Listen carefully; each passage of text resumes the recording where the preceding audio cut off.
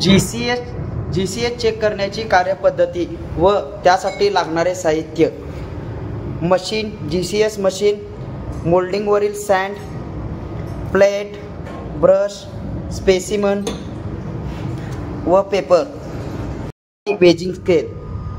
वजन काटा 0 असल्याची खात्री करून घेणे. त्यानंतर घेतलेली मोल्डिंगवरील सँड प्लेटमध्ये वजन करून 144 ते 150 ग्रॅमपर्यंत घेणे.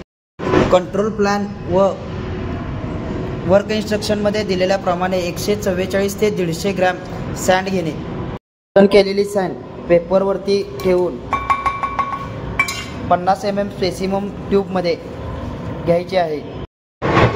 स्पेसिममध्ये घेतलेली सँड रॅमरच्या साहाय्याने 3 स्ट्रोक देणे.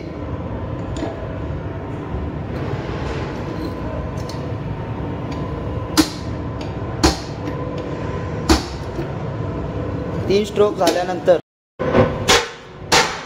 सँड रॅमरमधून काढल्यानंतर स्पेसिमम रिमूव्हच्या साहाय्याने ठोकळा बाहेर काढून घेणे. घेतलेले सँडचे सॅम्पल GCS मशीन क्लॅम्पच्या साहाय्याने पकडणे.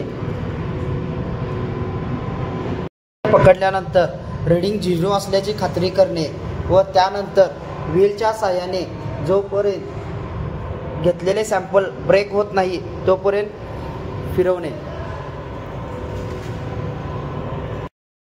डायलमध्ये आलेले रीडिंग सँडची स्ट्रेंथ दाखवते.